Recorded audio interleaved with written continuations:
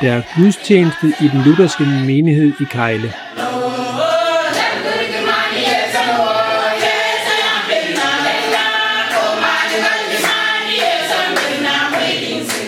Vi er i Kamerun i det centrale Afrika.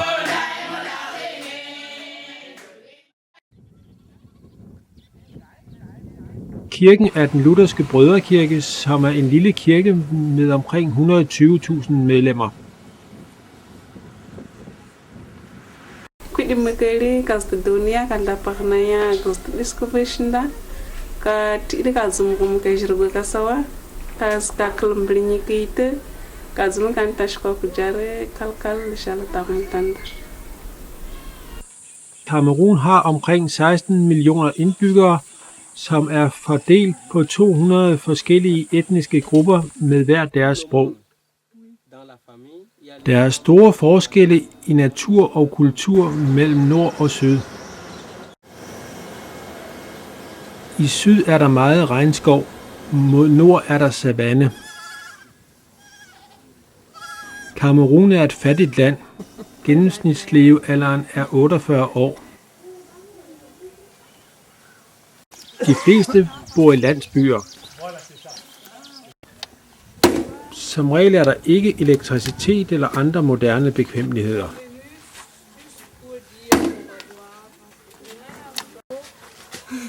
Maden tilberedes ofte over åben ild.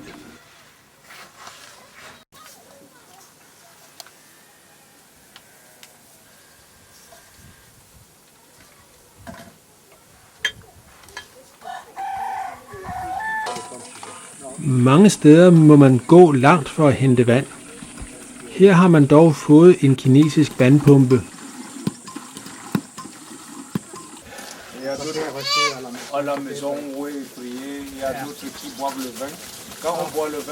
Man lever af, hvad man kan dyrke. Det vigtigste redskab er hakken.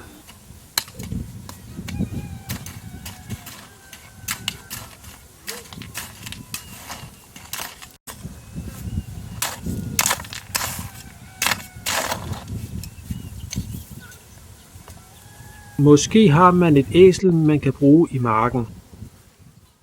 En af hovedafgrøderne er majs.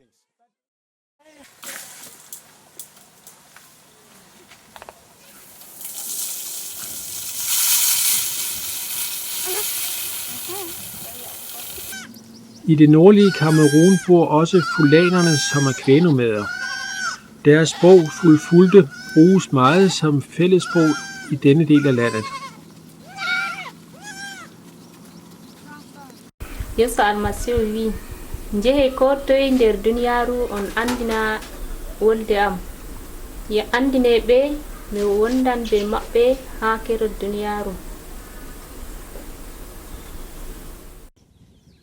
Tempoet i Afrika er gennemgående roligt.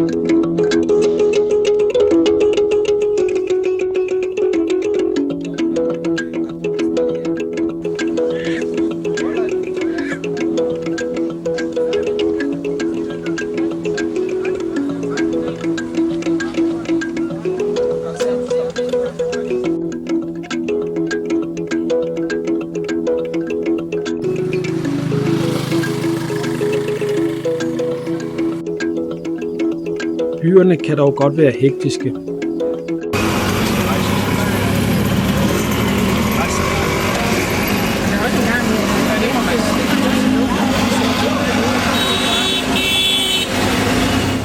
Nogle steder i det nordlige Kamerun dyrker man bomuld. Det foregår for det meste uden brug af maskiner. Der er ikke meget industri, men bomulden giver anledning til nogen forarbejdning. Her bliver den renset og frøene skilt fra.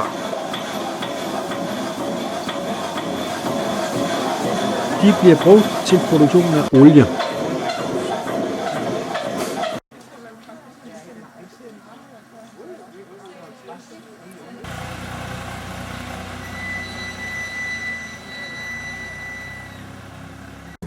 Det officielle sprog i Kamerun er fransk.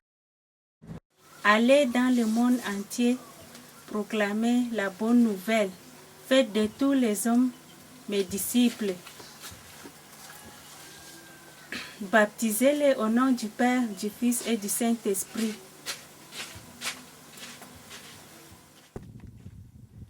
I Kamerun som helhed er ca. 40% kristne og 20% muslimer, mens resten dyrker den traditionelle afrikanske religion.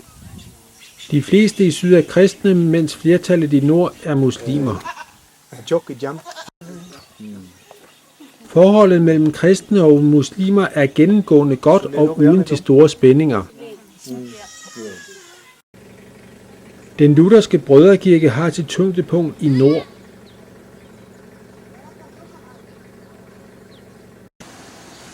I Danmark er vi vant til at snakke om kirken som én ting, nemlig folkekirken.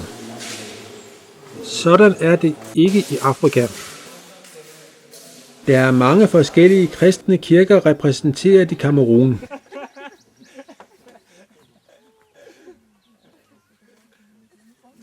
Den katolske kirke står stærkt. Her ser vi en katolsk kirke i storbyen Douala i det sydlige Kamerun.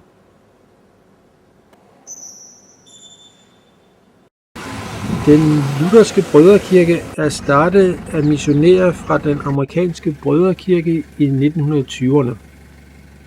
Den har altså ikke noget med brødremenigheden i Christiansfeld eller andre steder at gøre.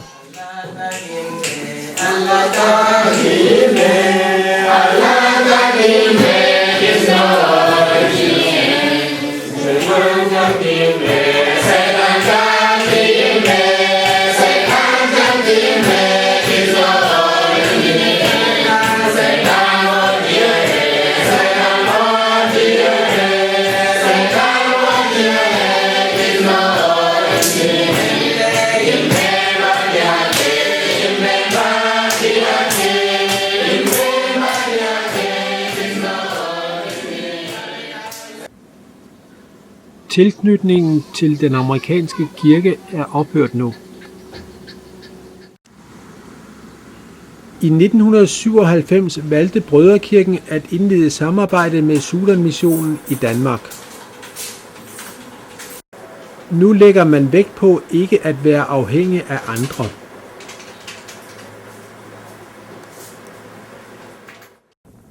Kirkens administrationsbygning er for eksempel bygget for midler, man selv har skaffet.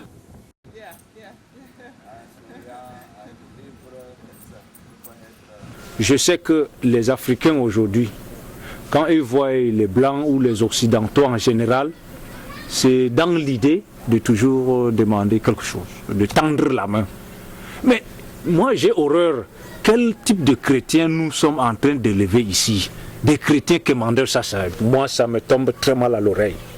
Il faut que ce soit des chrétiens libres. Parce que si on est dans l'église, comme toujours pour commander de l'Europe, je connais que l'Europe, à un certain niveau des siècles passés, était aussi pauvre. C'est le travail qui a rendu l'Europe comme ça. Mais si aujourd'hui les gens ne sont pas habitués à travailler durement pour rendre l'église forte, et qu'ils restent toujours à demander de l'autre côté, mais l'église doit mourir. L'église doit mourir. Il faut que les gens apprennent à dépendre d'eux-mêmes, apprennent à travailler, apprennent vraiment à fournir d'efforts pour qu'ils mettent que leur foi dans le travail et que ça fournisse un fruit. Et là, l'église sera forte. Kirken her er i høj grad lavkirkelig, hvis man skal rubricere den efter de termer, de begreber, så må man sige, at den er lavkirkelig. Fordi dens liturgiske bevidsthed ikke er ret stor. Der er ikke ret meget liturgi i kirken. Der er ikke meget forståelse for at hænge billeder op i kirken, og der er ikke meget forståelse for messeklæder, som jo også er med til ligesom at give liturgisk indtryk. Så jeg vil sige, og så er der meget lægt vægten på omvendelse, altså den personlige omvendelse. Det hører nok også den lavkirkelige del til, hvor højkirkelige mere vil overlade til den enkelte kirkegænger, hvordan han annommer budskabet. Der er et kan være et samtidig lige måske lidt for meget pres, psykologisk pres for at den enkelte skal manifestere en omvendelse, eller skal vise, at han har taget godt imod budskabet. Hvis jeg skal komme med en lille kritisk bemærkning. Men den er helt igennem lavkirkelig med positiv forståelse, så lavkirkelig styrke er jo evangelisation, vil jeg nok sige. Og dermed ikke sagt, at højkirke ikke også kan være evangeliserende, for det kan de nemlig, i hvert fald den karismatiske del af højkirkeligheden. Men det er i hvert fald styrken her i lavkirkeligheden, at den er ret evangelistisk fokuseret. Og det ser jeg absolut som fordel, og i tråd med det, Jesus selv ville.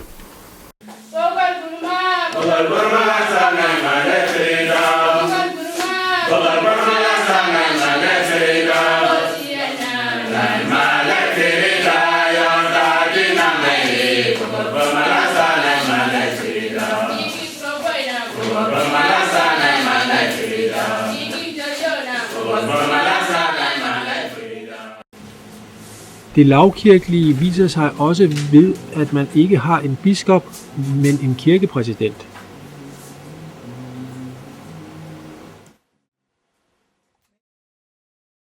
Réveil. Dans notre Église, sa théologie est caractérisée par vivre la parole de Dieu comme elle est enseignée. Vivre ce que nous avons écouté dans la parole de Dieu, dans la vie de tous les jours, par la puissance du Saint-Esprit qui transforme l'homme, par la nouvelle naissance dans la foi chrétienne, et exprimer cette nouvelle naissance dans l'amour du prochain, dans l'obéissance de la parole de Dieu, dans la communication, de témoigner l'évangile et de vivre dans la sanctification, la sainteté. Men hvordan er denne teologi i forhold til en almindelig dansk folkekirketeologi? Der er jo klart nok nogle forskelle. Man, hvis vi siger det på den måde, læser Bibelen mere bogstaveligt.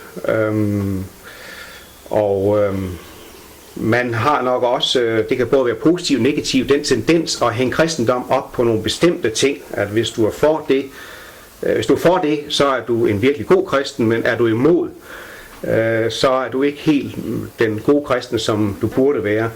Og det er jo det negative side af en ellers bibelstærk holdning og teologi.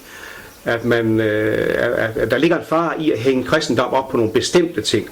Men når det er sagt, så vil jeg alligevel sige, at de har en stærk teologi, hvor forsoningslæren, altså at det at Gud har forsonet os i Kristus med sig selv, står meget stærkt. Altså det Jesus gjorde på korset, er det meget centrale i teologien her, og der lægges også meget vægt på evangelisation, og det gælder om at få budskabet ud rundt omkring. Og der er andre ting også, som synes at vise, at der er tale om en ret solid teologi ud fra min egen betragtning. First the kingdom of God, everything shall be added unto you. Free house, education, a money for a promotion.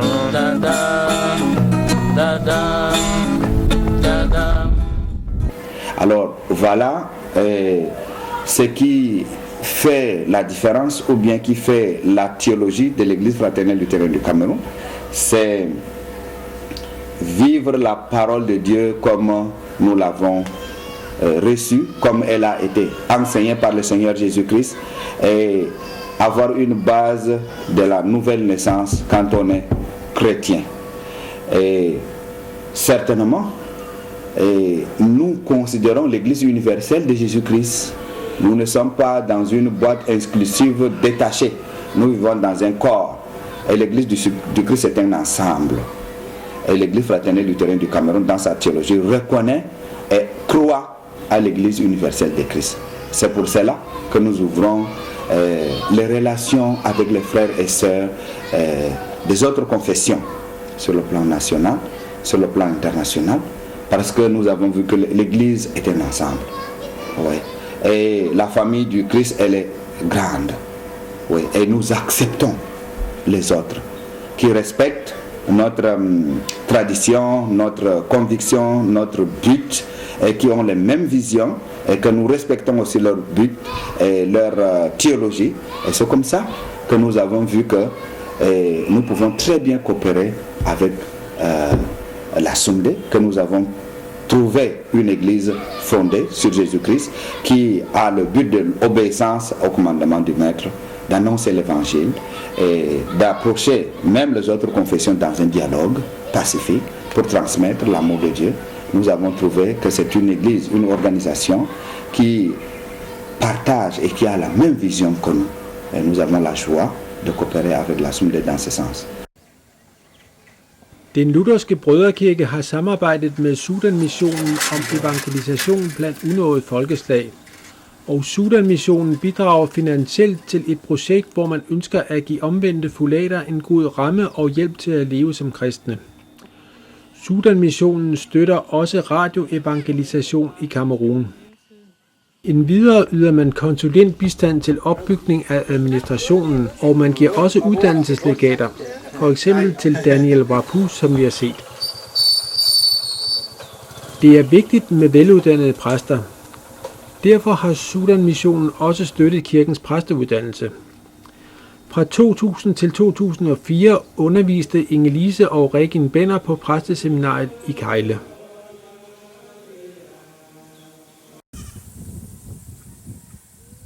En af de ting, man er optaget af på præsteseminariet, er, hvordan det er muligt at kombinere kristendommen med de afrikanske traditioner.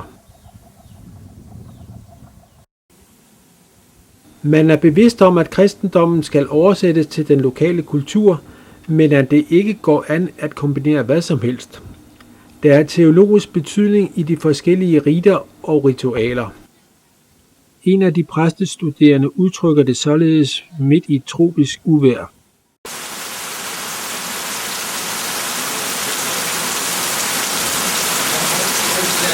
Ce sont presque les mêmes. Et combiner la tradition à la vie chrétienne, c'est possible. Mais il faut savoir quelle utilisation qu'il faut associer et ce qui ne va pas en contradiction avec la bonne nouvelle. Mais ce qui a été à l'origine est que nos missionnaires nous ont enseigné que la tradition n'est pas bonne pour la bonne nouvelle. Ce qui a fait en telle enseigne que l'Africain a rejeté, le chrétien alors rejette complètement sa tradition.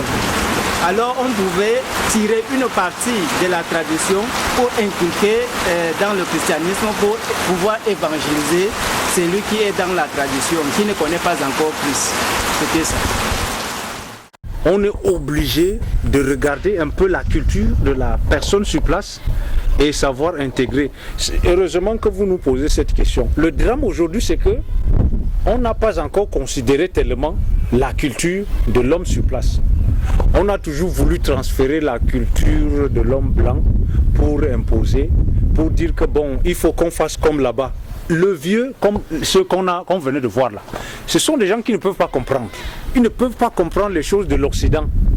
Il faut un peu leur expliquer la chose selon leur culture. C'est ça qui manque. Et je crois qu'aujourd'hui, nous, les jeunes générations, nous sommes en train d'avoir ce souci pour vraiment interroger la culture. Quelle culture, quel point de culture est important et qu'on peut intégrer. L'exemple que vous venez de dire, les services funéraires, par exemple.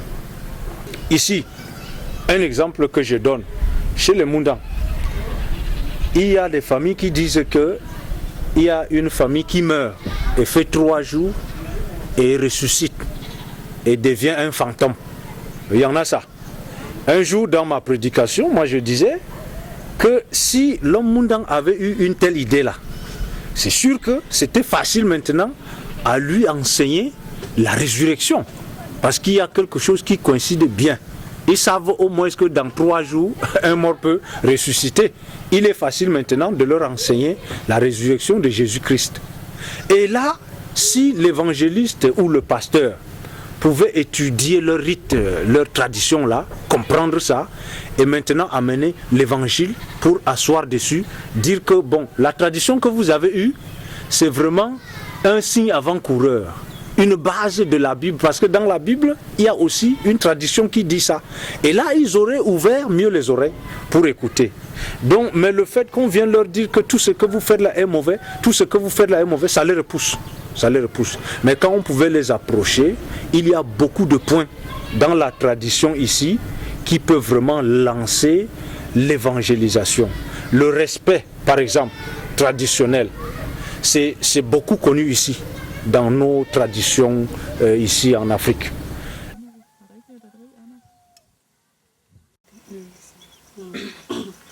Je vais lire en Giziga. Jo Yeso akringa vutang abatang. Avliki madra nguamu aturuyo legar. Aram ngavu suki ngimidigarso. Tramtang midingisia. Cakatang ariam tilimit ngicine ngumangal ati ngumusun ngubumbuluvung. Dubnakatang guat yamubukum di gar ba ajaka ahringa. Yo ya da tukumo vurhin gar ha avukadamingi dunia. Jeg synes, at man må sige, at kirken hernede vil godt kunne klare sig uden danske missionærer, og kirken kunne godt klare sig uden Sudan-missionen. Jeg ved ikke, om Sudan-missionen kunne klare sig uden kirken her, fordi hvis Sudan-missionen vil være åben for det, som de kunne give, så ville det være utrolig meget. Kirken kan klare sig selv, men i samarbejde med andre kan den klare mere, og den kan klare andre ting. Den kan nå endnu flere mennesker, og den kan få ny inspiration. Og det kan vi også. Og så må vi heller ikke glemme, at det er jo et møde mellem to kulturer og to teologier. Der er ikke tale om en enevejskommunikation, der er i lige så høj grad tale om en tovejskommunikation, at de også påvirker os med deres tænkemåde og deres måde at leve kristendom på. Jo, akzukumbu Mathieu, akumbu gzai, mbalamta gzukumia yakan nambandi tikutu dunia rubago gzangi kumia, gzangion kumashala kanga hi, na kesum na kumasuki, ama avarta zai. Sazia zai ta jirva zia ta suk tabu mdeno dinti tiku te hide zia jirva ta ya pa kumki ta jirva zia lokum ya poimbu na ferwe je ko khala ta um a zai zimu ta jirva zia na jiku